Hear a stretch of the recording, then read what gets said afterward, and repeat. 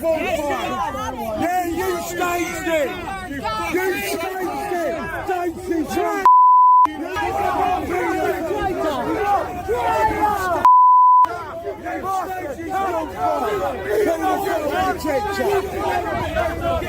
Stacey! You're a child abuser! You child abuser! You child abuser! Where's Jimmy Savile? Where's Jimmy Savile?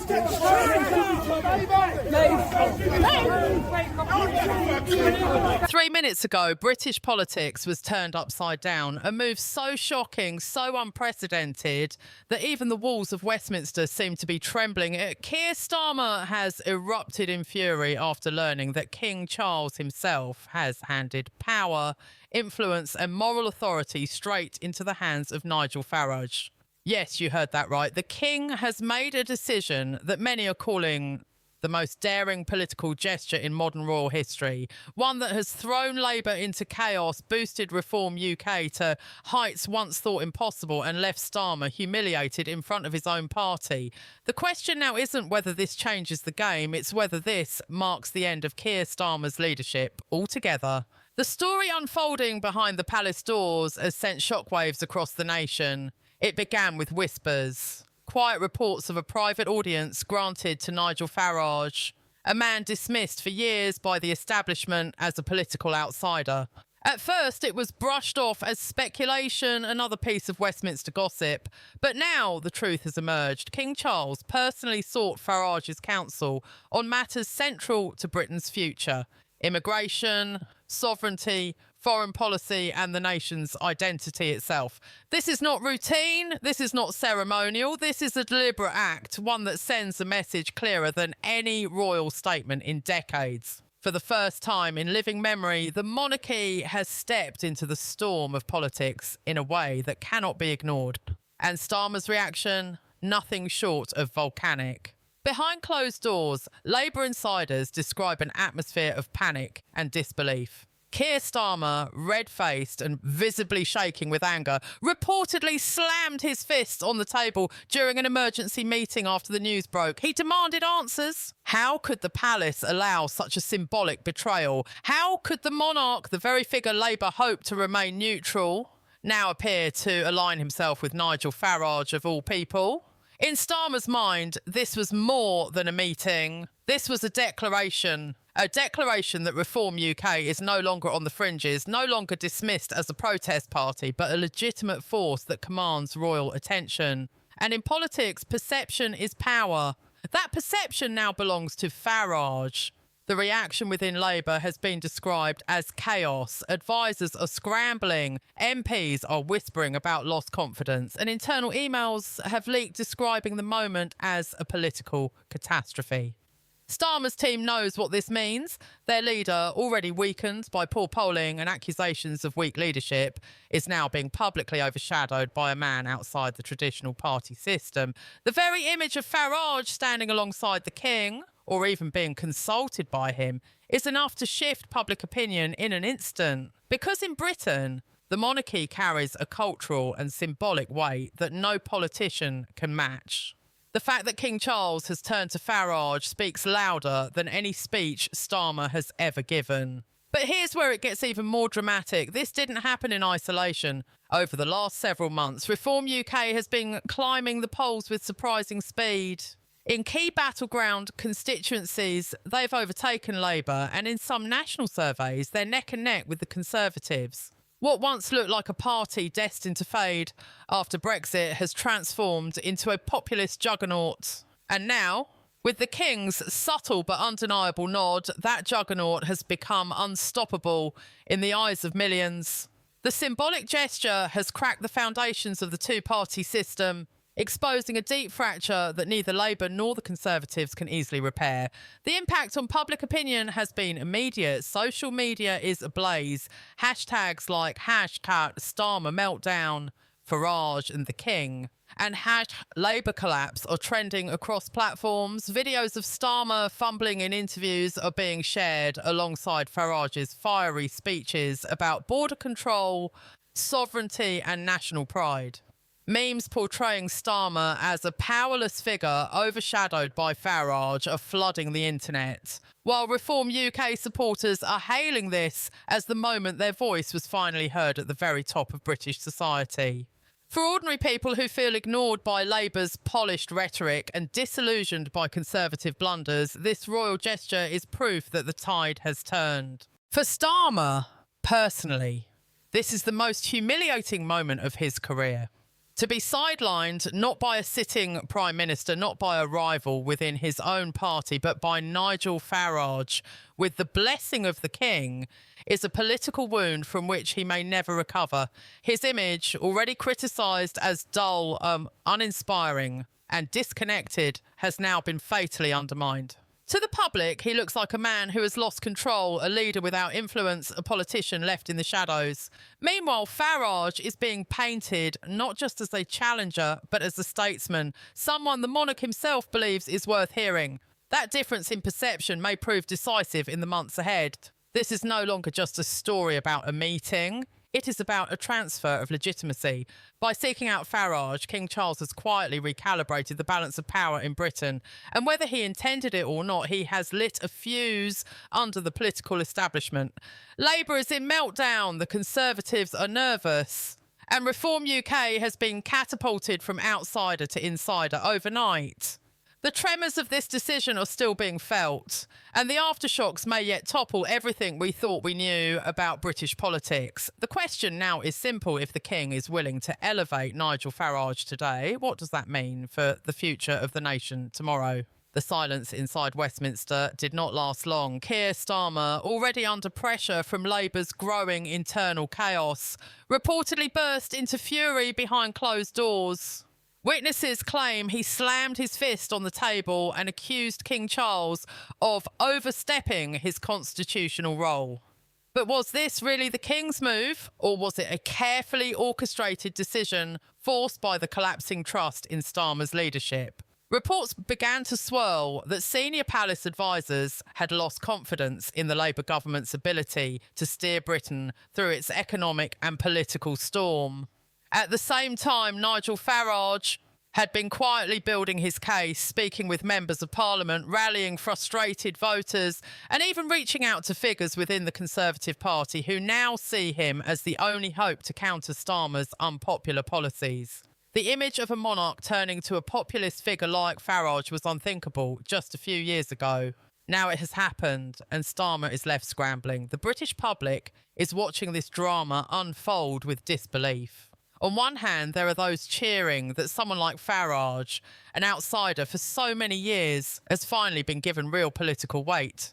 On the other, there are warnings that this move could tear the country apart, pitting monarchists against Republicans and Labour loyalists against the rising wave of Farage supporters. Already outside Parliament, protesters have gathered with signs calling Starmer a traitor and demanding his resignation. In contrast, Farage supporters are celebrating in the streets, chanting his name and waving Union Jacks, declaring that Britain has been safe from cyberspace. The clash of voices is growing louder by the hour, and the divide across the nation is becoming impossible to ignore. What makes this moment even more dangerous is the uncertainty it creates. Britain has always prided itself on stability, but stability is gone. King Charles has thrown his authority into the storm, and Starmer is fighting back with everything he has. Rumours say Labour insiders are preparing to challenge the King's decision in court, sparking a potential constitutional crisis unlike anything the country has seen in modern times. At the same time, Nigel Farage is moving swiftly, meeting with powerful allies, planning his next steps, and making it clear that he intends to seize this moment fully. He has already spoken out publicly, saying Britain needs a strong leader, not a weak puppet of Brussels. That single statement has shaken the EU, rattled financial markets, and left Starmer with no clear path forward. The clock is ticking, the power balance is shifting, and Britain may be on the edge of a political explosion that cannot be undone. As the dust of this shocking revelation spreads through Westminster, the cracks inside Starmer's Labour Party are no longer whispers. They are earthquakes. MPs who once defended him at every step now look shaken, cornered and betrayed. The silence of some Labour frontbench heirs speaks louder than their words, and the whispers in the corridors of Parliament reveal a terrifying truth. Starmer may not survive this storm. For years, he painted himself as a man of integrity, a man above corruption, a man who would fix the system. But tonight, that image has collapsed. And when the mask of a leader falls, the entire party begins to fracture.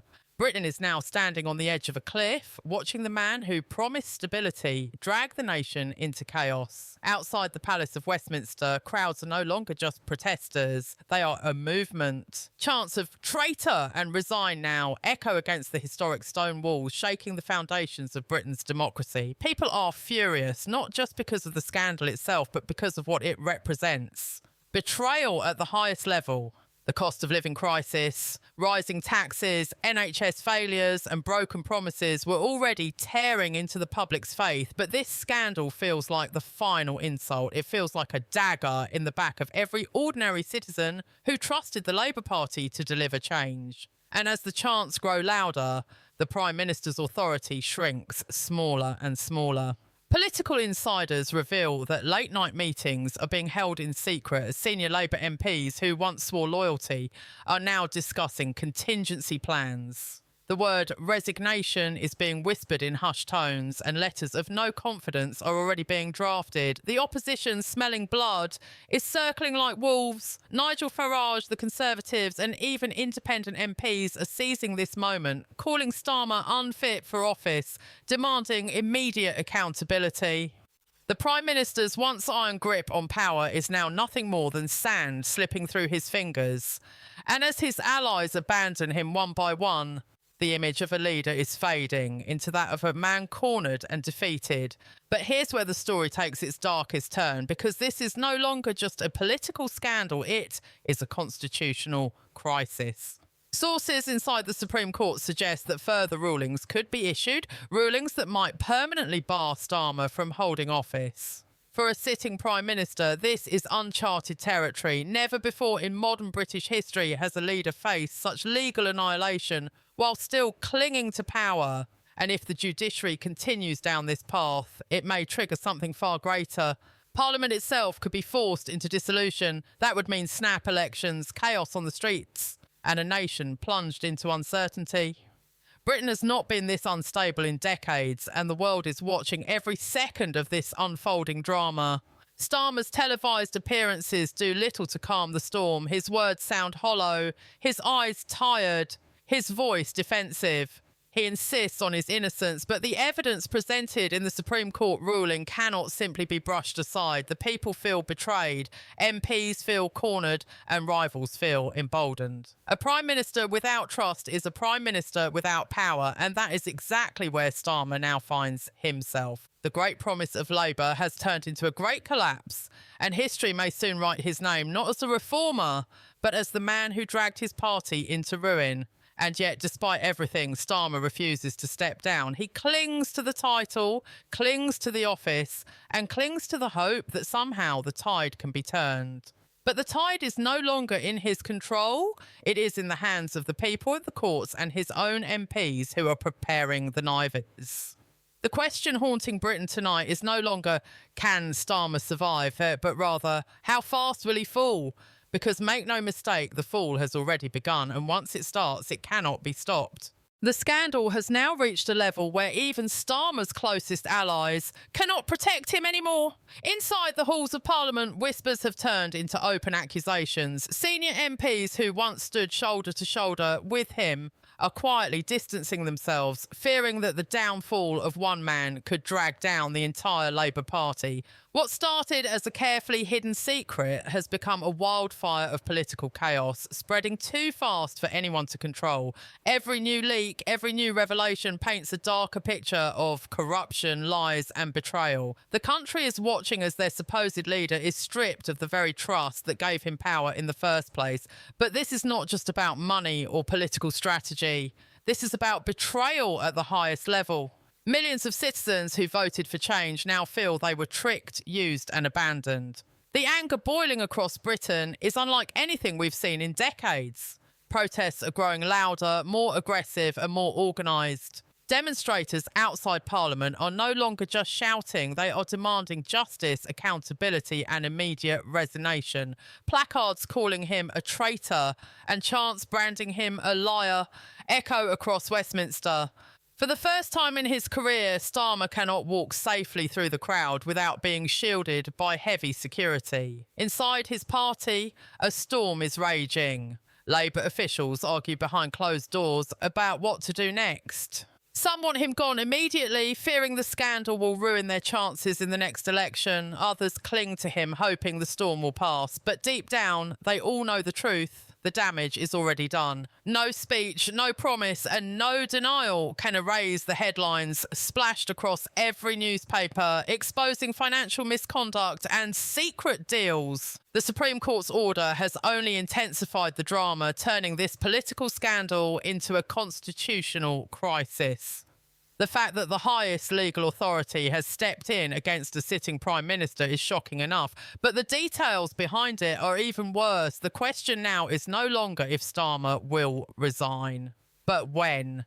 Each day he clings to power, the pressure mounts. Each hour he refuses to step aside. His authority crumbles further. Even his enemies are stunned at how quickly his empire is collapsing. Opponents across the aisle are already preparing for the next phase, confident that his resignation is inevitable. The media, once cautious in their reporting, have now gone all in. Every headline, every broadcast, every front page screams of betrayal and downfall. What was once whispers of scandal is now the dominant story across the nation, impossible to escape. The people feel betrayed, but also empowered. They realise their voices matter, their outrage has weight, and their unity has forced the most powerful man in the country to his knees. For decades, politics has often been a game of secrets and backroom deals. But this scandal has ripped away the curtain. The truth is out, and there is no going back. Starmer faces not only political ruin, but also the possibility of criminal investigations, lawsuits and permanent disgrace. What comes next could change Britain forever. Will his resignation spark new elections, or will Parliament try to install a caretaker government? Will this crisis unite the opposition, or will it unleash even deeper divisions across the nation? These questions hang heavily in the air as the country braces for the inevitable. One thing is certain, this is not just the end of a career, but the collapse of a legacy. Keir Starmer's downfall will be remembered for generations, not as a moment of change, but as a warning of what happens when ambition, secrecy and power collide. And so as the nation waits, the clock ticks louder. Every second feels like history being written in real time. A Prime Minister once seen as unshakable now finds himself standing on the edge of political oblivion. Britain has reached a breaking point, and the man at the centre of it all can no longer escape the storm. His resignation is not just demanded, it is inevitable, and when it happens, the shockwaves will not only shatter the Labour Party, but shake the very foundation of British democracy.